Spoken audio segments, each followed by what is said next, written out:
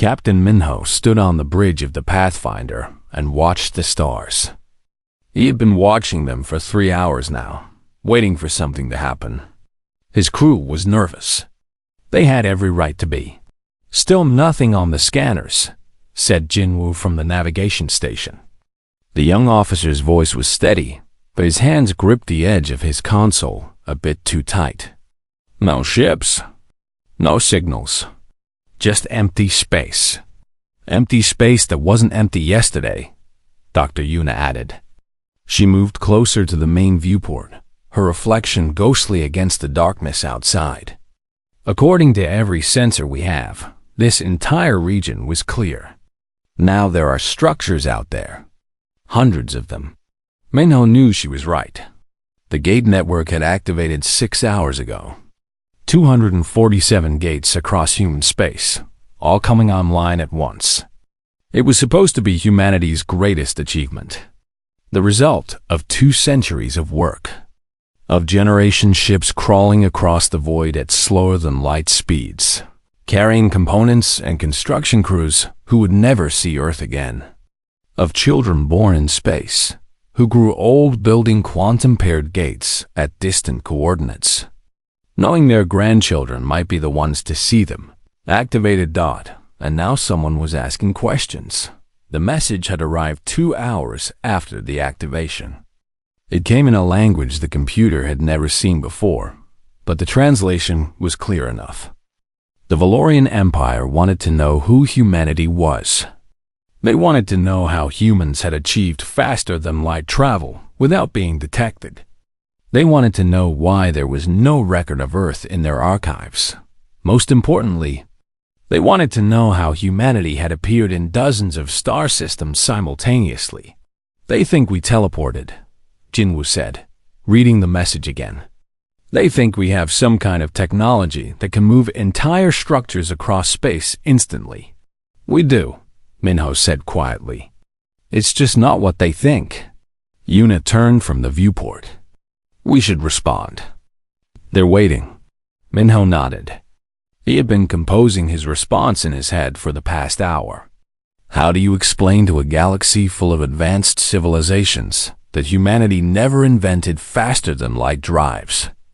How do you tell them that Earth scientists had tried for 100 years and failed? That instead of bending space around ships, humanity had decided to build roads through it? "Open a channel," he said. The communications officer, a quiet woman named Hound, worked her console. A moment later, a light blinked green. They were transmitting. "This is Captain Minho of the Earth vessel Pathfinder," he began. "We received your message. We are human. Our homeworld is called Earth, located in a star system you probably catalog as unremarkable. We did not achieve faster-than-light travel. We built gates instead." He paused, letting that sink in. Somewhere out there, someone was listening. 200 years ago, we sent ships to specific coordinates across this region of space. Those ships traveled slower than light. The journey took decades. Some took a century. The people who left Earth knew they would never return.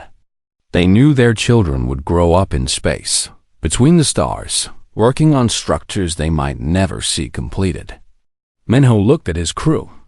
They were all watching him now. Even Hound had turned from her console. Each ship carried components for a quantum-paired gate. When they reached their destination, they built. Some crews died before the work was finished. Their children continued. Then their children's children. When the last gate was completed 3 months ago, we had a network. Not ships that could move faster than light, but doorways that connected distant points in space instantly. He took a breath. 6 hours ago, we activated them all at once. That's why you think we appeared from nowhere. We didn't travel to these systems recently. We've been here for generations. You just couldn't see us until we turned on the lights. The transmission ended. Silence filled the bridge. Think they'll believe us? Jinwoo asked. No, Yuna said. Would you? She was right. Minho wouldn't believe it either. Every spacefaring species in the galaxy had probably developed FTL drives. It was the logical path. You discovered physics, you bent space-time, you built engines that could push your ships faster than light.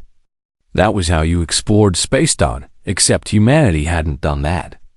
Humanity had looked at faster-than-light travel, decided it was too expensive and too dangerous, and had instead chosen a solution that required patience measured in centuries. Incoming transmission, Hound said suddenly. The main screen flickered. A face appeared. It wasn't human. The being had features Minho couldn't quite process at first. Smooth skin that shifted between blue and silver. Eyes that were too large and too dark. A mouth that moved in ways that seemed wrong.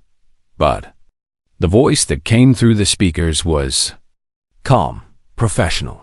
The computer translated in real time. Captain, Minho of Earth, I am Counselor Nari of the Valorian Empire. Your claim is being analyzed. If what you say is true, you have accomplished something that should be impossible. It's not impossible, Minho replied. Just slow. 200 years, Nari said. You built infrastructure across dozens of star systems over 200 years. Generation ships. Construction crews that would never see the finished project. Yes, why? The question caught Minho off guard. Why? Because humanity wanted to reach the stars. Because Earth's resources were limited and other worlds weren't. Because staying on one planet felt like waiting to die. But he gave a simpler answer. Because we could see the future, even if we wouldn't live to reach it. Nari was quiet for a long moment. The being's large eyes studied Minho through the screen. The Valorian Empire has existed for 12,000 years, Nari finally said. In that time, we have made contact with 463 spacefaring civilizations. Every single one developed faster than light drives. Every single one followed the same technological path. Atomic power, fusion, antimatter, space-time manipulation. We did all of those things too, Minho said. We just used them differently. Yes, you used them to build permanent infrastructure in the void of deep space. You connected stars instead of traveling between them. You thought in timescales that would break most civilizations. Something in Nari's tone made Minho uneasy. Is that a problem? We don't know yet, the Valorian said honestly. The Council is debating. Some believe humanity is dangerous. A species willing to work toward goals they'll never personally achieve, that thinks in centuries instead of lifetimes. That kind of patience could be turned to conquest. We're not conquerors, Yuna interjected from beside Minho. We're explorers. Perhaps. Others on the Council believe you are exactly what the galaxy needs. A new perspective. Fresh ideas. We have grown comfortable in our old ways. Nari's image leaned forward slightly. Captain Minho, the Valorian Empire would like to extend an invitation. Send a delegation to our central world. Let us meet these humans who build roads through darkness. Let us understand each other. Minho looked at Yuna. She gave a small nod. We accept, Minho said. Good. Coordinates are being transmitted now. We will expect you in one standard cycle. The screen went dark. Jinwoo let out a breath he'd been holding. One standard cycle. That's about 3 weeks in our time. Can we make it? Minho asked. Through the gates? We can be there in 3 days if we plot the route right. Minho smiled. Then let's show them what our impossible roads can do. The Pathfinder turned toward the nearest gate. Beyond it lay a network of connected stars, each one a doorway to somewhere else. Humanity had spent 2 centuries building this. Now it was time to see what they could do with it. One moment, the space between stars had been empty. Then humanity had filled it with possibility. The Valorian homeworld was called Valor Prime, and it looked nothing like Earth. 3 moons hung in a purple sky. The buildings stretched upward in spirals that seemed to defy physics. Ships moved through the air without sound, gliding on technology Minho couldn't begin to understand. "It's beautiful," Yuna whispered beside him.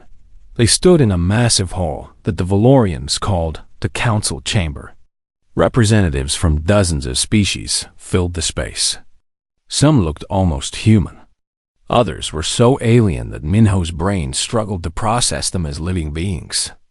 A creature made of what appeared to be living crystal. Another that seemed to exist partially out of phase with normal space, flickering in and out of visibility, and they were all staring at the humans. Director Hannah led the Earth delegation.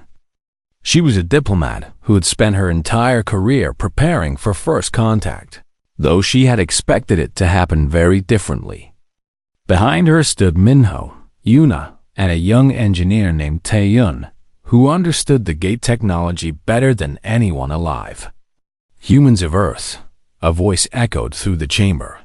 The translation came through devices the Valorians had given them. "You have made a claim that defies our understanding. You say you built a network of quantum gates across dozens of star systems, using slower-than-light vessels and construction crews that worked for generations." "That's correct," Hana replied. Her voice was calm, confident. "We can demonstrate if you'd like." A murmur ran through the assembled species. Minho could feel the doubt in the room. These beings had conquered space using FTL drives.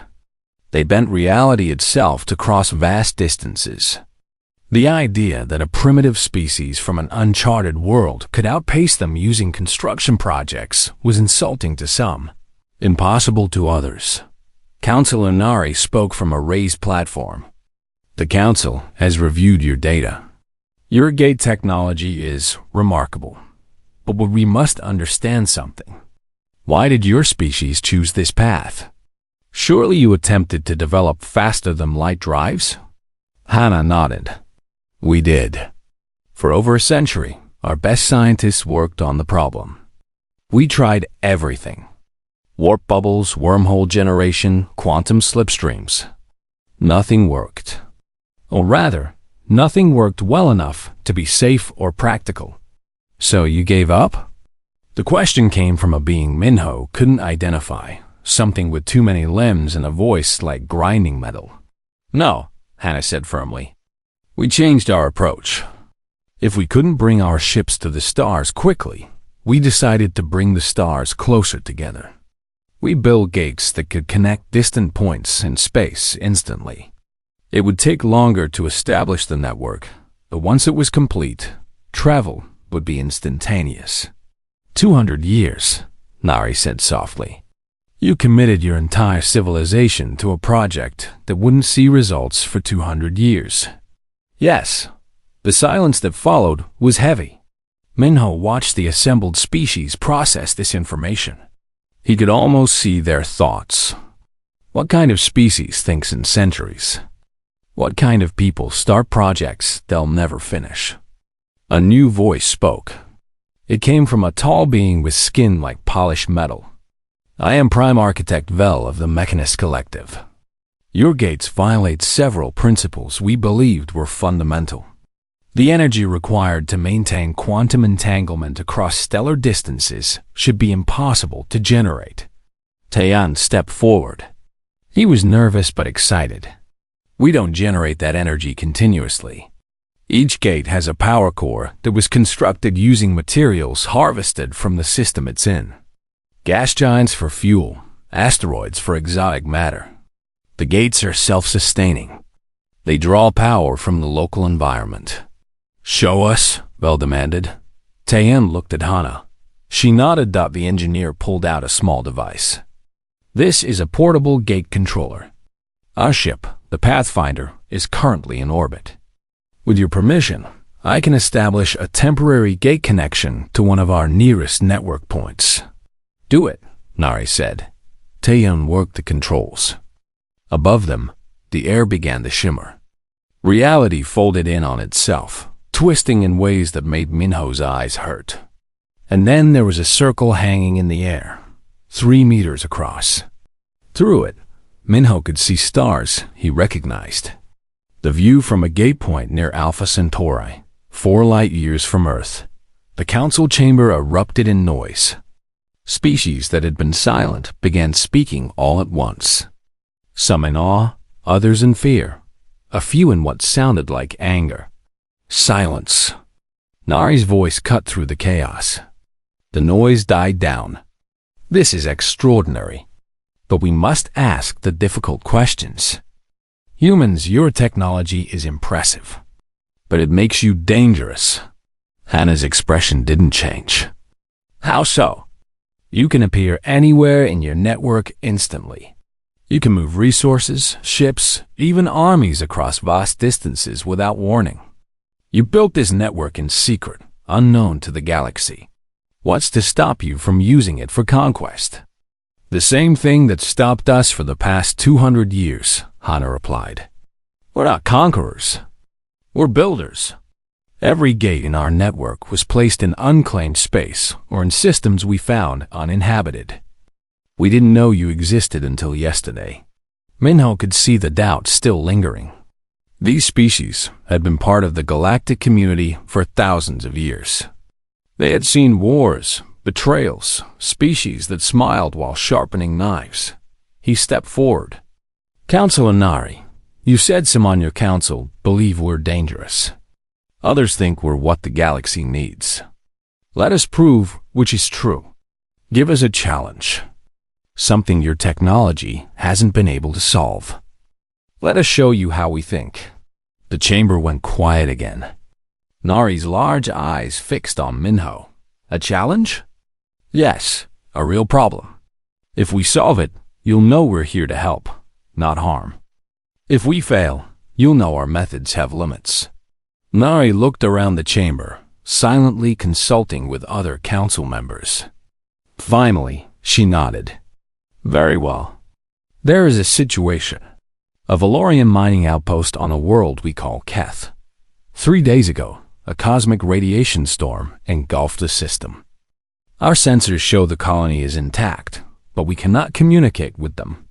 The storm will last for months. What's the challenge? Yuna asked. Our rescue fleet will take 23 days to reach Keth. The colony has supplies for 40 days at most. Can humanity do better? Minho's mind raced. The Pathfinder didn't have FTL drives fast enough to beat the Valorian fleet. Their gate network didn't extend to that region of space. But maybe. Tayan, he said quietly. Can we build a temporary gate relay?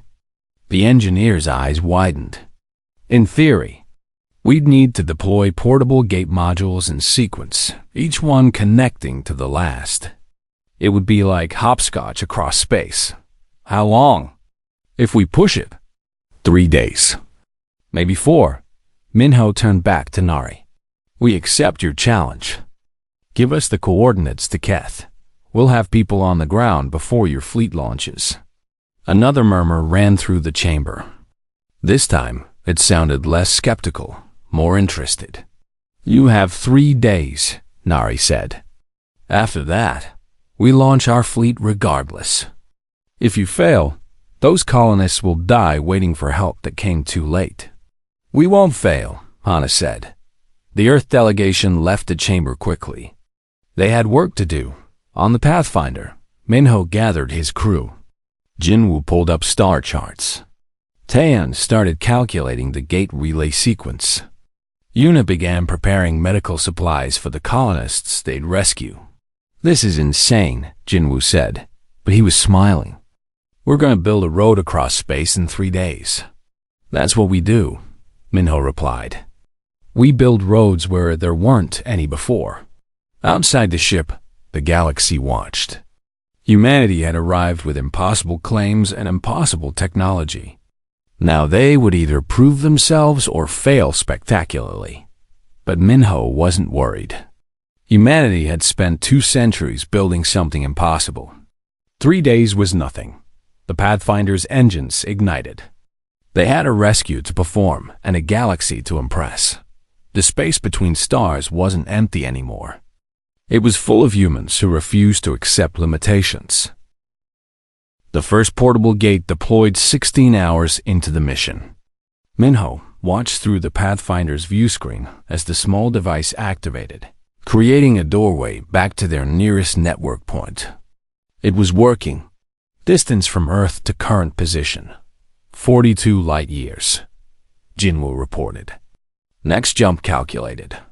Ready when you are. Taeyun was sweating despite the cool air on the bridge. The portable modules aren't designed for this.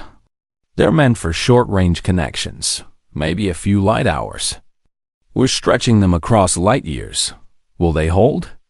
Yuna asked. They should. For a while. Long enough to get to Keth and back with the colonists. He paused. Probably. Minho made a decision. Deploy the next one. We don't have time for doubts. The Pathfinder moved forward. Through the portable gate behind them, through the established network gate beyond that, and then out into open space again. Taeyun launched another module. It drifted away from the ship, activated, and locked onto the gate they just exited. Another link in the chain. They were building a road across space, one piece at a time. Back on Valor Prime, Council Inari watched feeds from observation drones following the human ship. Other council members gathered around her. They're actually doing it, Mel said. The mechanist sounded impressed. Each gate connects to the previous one, creating a relay that bypasses the need for a single long-distance connection. It's crude but effective. It's desperate, another counselor countered. This one was a being called Court, leader of the Terrell species. Those portable modules will destabilize. The humans will be stranded in deep space when the chain breaks. Then they'll die trying, Nari said quietly. Which tells us something important about them. That they're fools? That they believe impossible problems just need impossible solutions. 29 hours into the mission, they hit a problem. The 8th portable gate wouldn't activate. Taeyun worked his console frantically, running diagnostics. The quantum entanglement is degrading faster than projected, he said. The gates are too far apart. The connection keeps dropping. Can we fix it? Minho asked. Not without adjusting the spacing. We need to deploy more gates, closer together. But that means we'll need more modules than we brought. Yuna moved to stand beside Taeyun. What if we cannibalize parts from the ship? The Pathfinder has quantum communication arrays. Could we repurpose them? Taeyun stared at her. That would work. But we'd lose long-range communications. If something goes wrong, we couldn't call for help. We're already committed, Minho said. Do it. The engineer hesitated only a moment, then nodded. I'll need help. And time. Take whoever you need. Jinwoo, how long until the Valorian fleet launches? 41 hours. Then we have 41 hours to reach Keth. The crew worked through the night, if night meant anything in deep space. They pulled components from the Pathfinder's communication system, from the backup navigation arrays, even from the recreational lounge's entertainment system. Anything with quantum-paired components became raw material. Taeyun and his team built 6 new portable gates in 12 hours. They won't last long, the engineer warned. Maybe a few days each. But they'll get us there. That's all we need. Minho replied. 50-3 hours after accepting the challenge. The Pathfinder emerged from the final gate relay and saw Keth. The planet was gray and unwelcoming, wrapped in the shimmering distortion of a radiation storm. No signals came from the surface. The cosmic interference was too strong. Life signs? Yuna asked. The scanner operator, a woman named Somi, shook her head. Can't get a clear reading through the storm. We'll have to go down blind. Then we go down blind, Minho said. Prepare a shuttle. Yuna, take a medical team. Jinwoo, you're piloting. The radiation will cook our systems if we stay too long, Jinwoo warned. Then we work fast. The shuttle dropped through Keth's atmosphere. The radiation storm turned the sky into a swirling mass of colors that shouldn't exist. Red mixed with green, blue bled into orange. The shuttle's instruments screamed warnings. Jinwoo fought the controls, bringing them down near the mining outpost's last known coordinates. Through the view screen, they saw buildings half buried in gray sand. Lights flickered weakly. There, Yuna pointed. Airlock is open. Someone's signaling us. They landed hard. The shuttle's ramp dropped and Yuna's medical team rushed out, carrying equipment. Inside the outpost, they found 63 Valorian miners. Most were weak from rationing supplies. 2 were injured from equipment failures. None were in immediate danger, but another week and things would have been different. You came, one of the miners said. She was thin, exhausted. We didn't think anyone could reach us through the storm. We're human, Yuna replied, already scanning the miner with medical instruments. We don't let storms stop us. The evacuation took 3 hours. They loaded the miners onto the shuttle in groups, shuttling them up to the Pathfinder. Jinwoo made 7 trips, each time fighting through radiation that degraded their systems a little more. On the final trip, Minho stood in the empty outpost. Equipment hummed quietly, abandoned but still running. These Valorians had survived here for days, hoping rescue would come. And it had, just not from who they expected. Captain, Jinwoo's voice crackled over the radio. Last group is loaded. We need to go. The shuttle won't survive another flight through this storm. Minho took one last look around, then headed for the exit. The return journey was tense. The portable gate relay was degrading. Taehyun monitored each connection, watching quantum coherence percentages drop. 70%, 60, 50. Will we make it? Minho asked. Yes, probably. The gate should hold until we're through. They did. Barely. The Pathfinder emerged at Valor Prime 67 hours after leaving. Behind them, the portable gate relay collapsed, each gate winking out of existence in sequence. On the planet below, the Valorian fleet was still preparing to launch. Councilor Nari's face appeared on the view screen. Her large eyes were wide. Captain Minho, we show 63 life signs on your vessel. The Keth miners? All present and accounted for, Minho confirmed. A bit dehydrated and hungry, but Dr. Yuna says they'll be fine. We're ready to transfer them to your medical facilities. Silence from Nari. Then, you arrived 12 hours before our fleet was scheduled to depart. You traveled to a system beyond your gate network and returned with all colonists alive. How? We built a temporary road, Minho said simply. It doesn't exist anymore. The gates collapsed after we used them. But they lasted long enough. Long enough, Nari repeated. You built infrastructure you knew would be temporary. Used it once and let it fail. Sometimes you build things to last forever, Minho replied. Sometimes you build them to solve a problem right now. The important thing is being willing to build. The view screen split. Other council members appeared, including Vel and Court. Impossible, Court said. Our projections showed this couldn't be done. The energy requirements, the technical challenges, were significant, Taehyun interjected. But not impossible, just difficult. Vel's metallic face somehow conveyed respect. You sacrificed your ship's communication systems to create additional gates. You risked your lives flying through a radiation storm. All for colonists of a species you'd met 2 days ago. They needed help, Yuna said from beside Minho. That's enough reason. Nari's image leaned forward. The Council has reached a decision. Humanity will be offered full membership in the galactic community. Not as probationary members. Not as observers. As equals. There's more, Vel added. Your approach to problem solving is unlike anything we've seen. We would like to learn from you. To understand how you think. Minho smiled. We'd like to learn from you too. That's why we built the gates. To connect with whatever was out there. Then let us connect, Nari said. The Pathfinder docked at Valor Prime's orbital station. The Keth miners were transferred to medical care. And humanity took its first real steps into a galaxy that was about to discover what happened when someone thought differently. The space between stars wasn't just connected anymore. It was alive with possibility.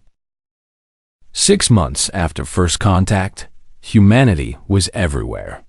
Not in numbers, but in influence. Wherever a problem appeared in the galaxy, humans seemed to find a different solution than anyone expected. Minho had watched it happen. He'd watched Yuna's medical team stop a plague on Station Kilos 9 using quarantine methods nobody else had considered. He'd watched Director Hana resolve a trade war between two species using arbitration techniques from Earth's history.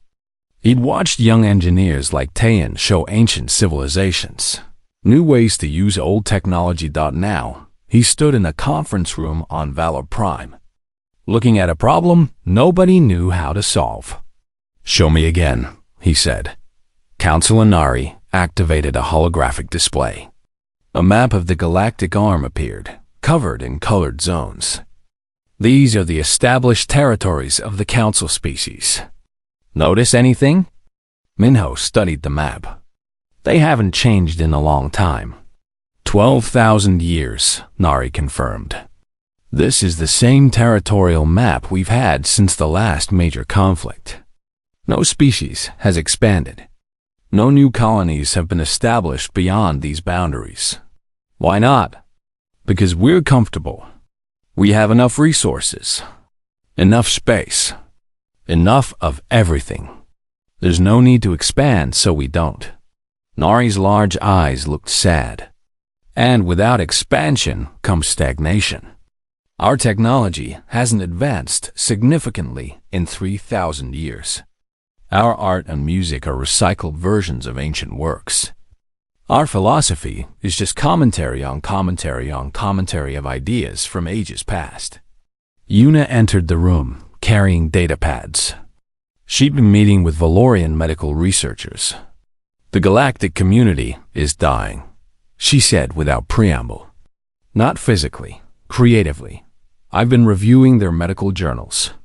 Do you know when the last truly new treatment was developed? 400 years ago. Everything since has been refinements of existing techniques.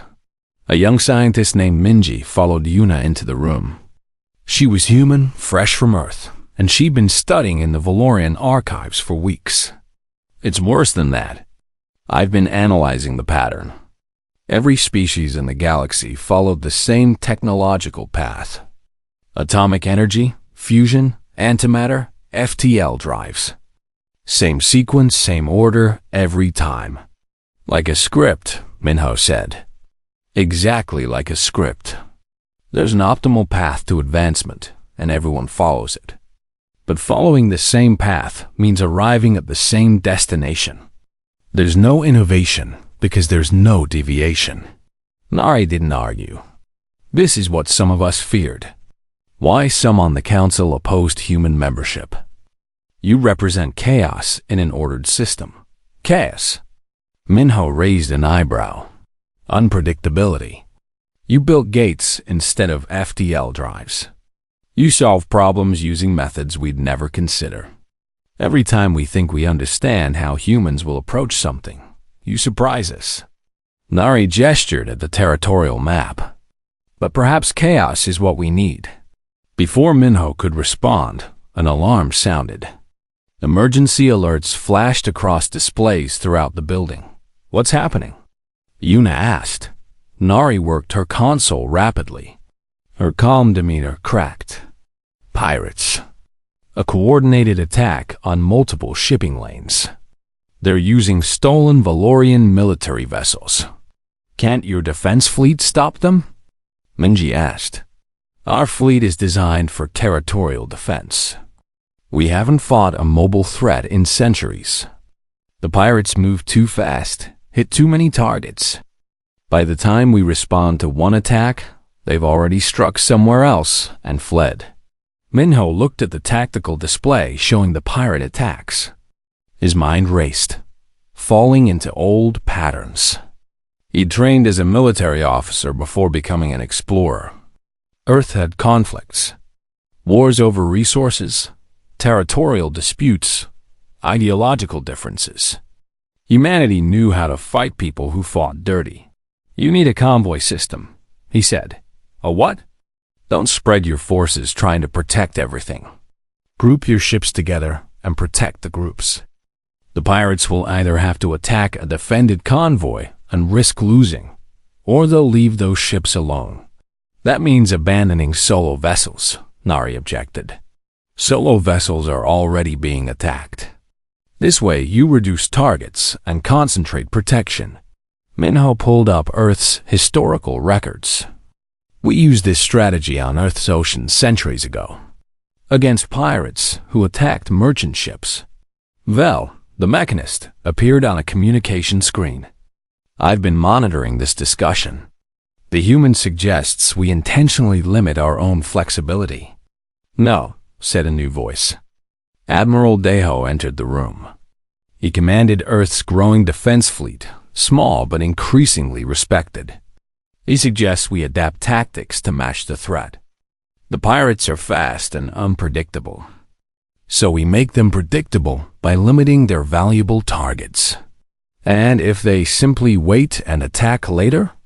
Court's image appeared beside Vel's. "Then we hunt them," Deho replied.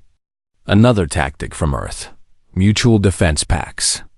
Multiple species contributing ships to anti-piracy patrols. Share intelligence, coordinate responses. Make piracy too risky to be profitable." The council members exchanged looks. Minho could see them processing this. It was so simple, so obvious. But nobody had thought of it because nobody needed to.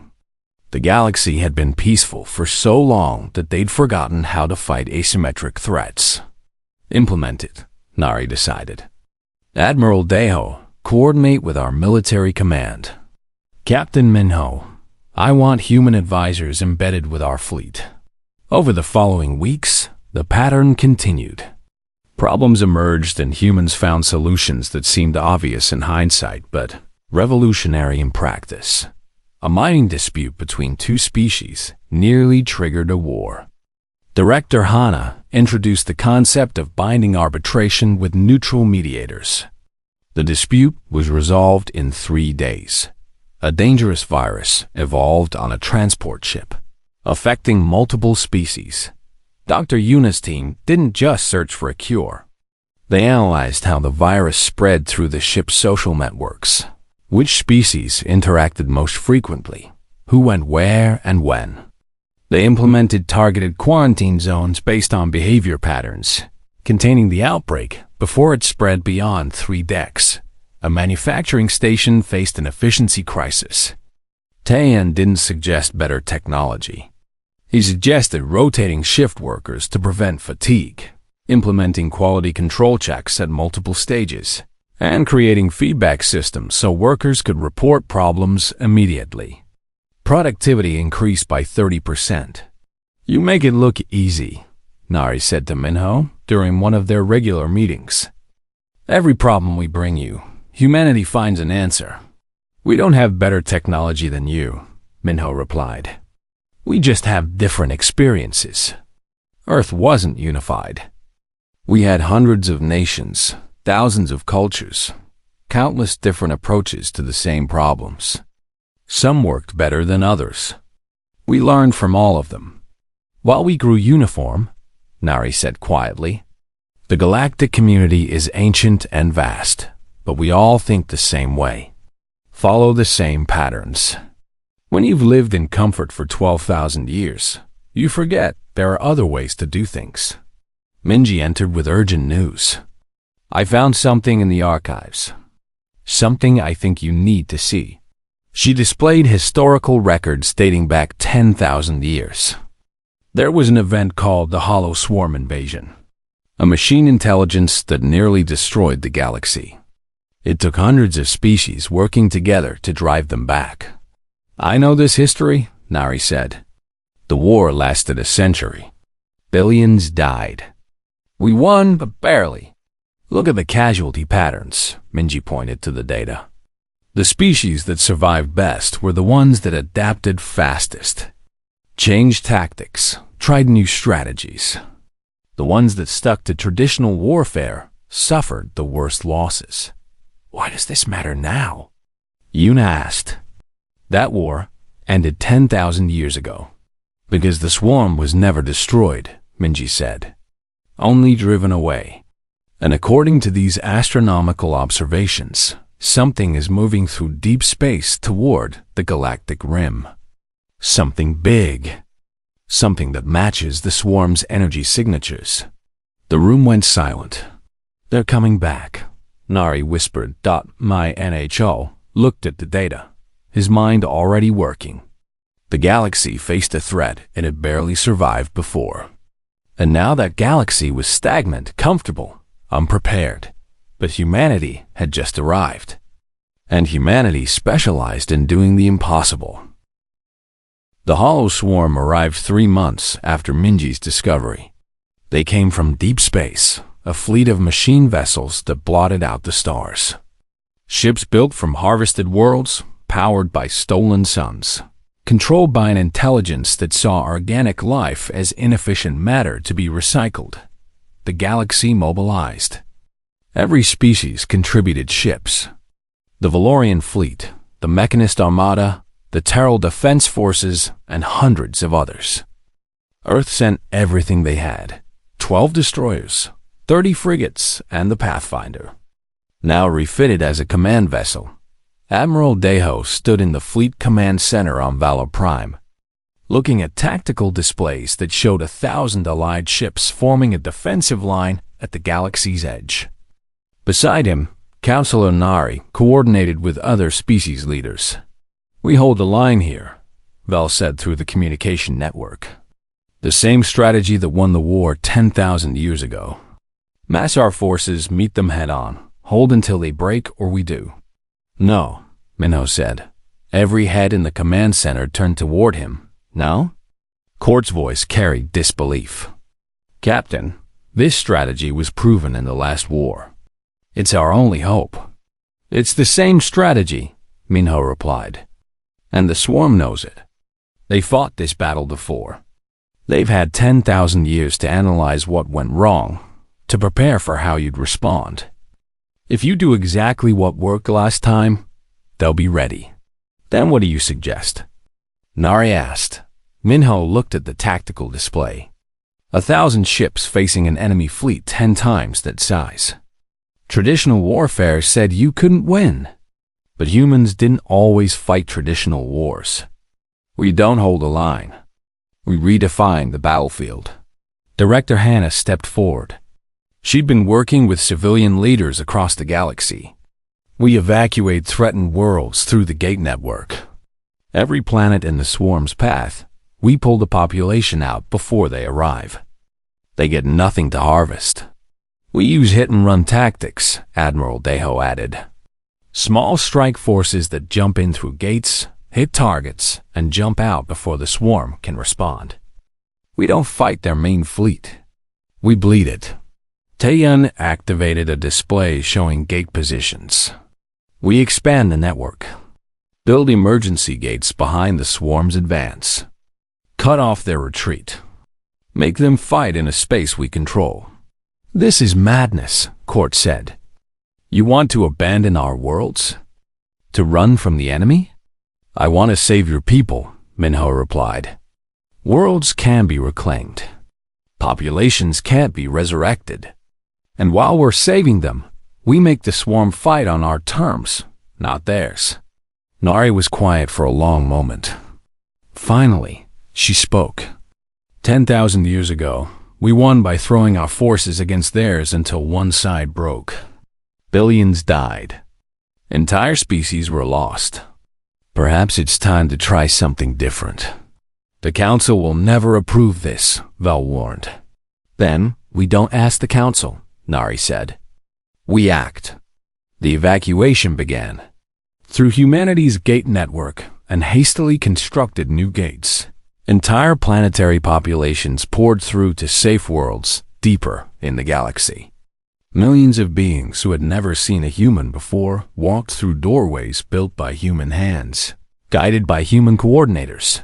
A volunteer coordinator named Somi organized the effort.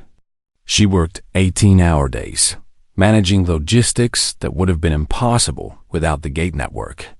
Species that had never worked together had to share temporary housing, food supplies, medical resources. "It's chaos," she told Yuna during a brief break. "But it's working. Every person we evacuate is a person the swarm can't harvest." "Keep going," Yuna replied. She'd been running medical triage for refugees with stress-related conditions. "You're saving lives." Meanwhile, Admiral Deho launched his strike forces. Small groups of ships from multiple species, each one equipped with portable gate modules. They appeared behind swarm formations, destroyed support vessels, and vanished before the main fleet could respond. A veteran named Junho led one such team. He was human, a former soldier who had fought in Earth's last major war.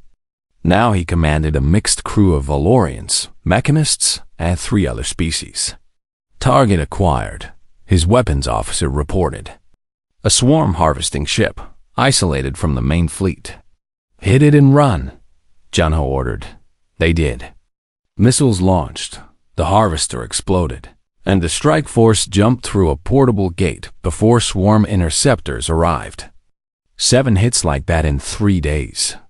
The enemy fleet began to slow, forced to protect their support vessels. But the swarm adapted. They always adapted. They began deploying jamming fields that disrupted gate connections. They sent hunter groups to track strike forces. The easy victories stopped Dot in the command center. Minho watched the tactical situation deteriorate. "They're learning our patterns. We need to change tactics again. We're running out of options," Deho said. "The main fleet is still advancing. We've slowed them, but not stopped them." Minji had been analyzing swarm behavior patterns, comparing current data to historical records. "I think I found something. During the last war, the swarm had a central coordination node. Destroy it, and the entire fleet became disorganized.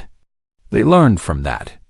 Now, they have multiple coordination nodes, distributed throughout their fleet. Can we target them?" Nari asked. "If we could find them. But they move constantly, hidden among identical-looking vessels. Then we make them reveal themselves," Minho said. An idea was forming. A desperate idea, but desperation was what humans did best. He explained the plan. It was risky. Insane, even. But it might work. "You want to use civilian volunteers?" Court was horrified. "This is a military operation." "This is a survival operation," Hana corrected. "And everyone survives or nobody does." The word went out. Volunteers from every species, civilians who wanted to help but had no military training. They were given simple jobs: operate sensors, monitor communications, analyze data.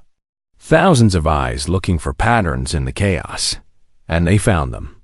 Civilians noticed that certain swarm vessels always repositioned after each attack, always moved to optimal coordination positions, always maintained specific distances from other ships. "Coordination nodes," Minji confirmed. 23 of them spread through the fleet.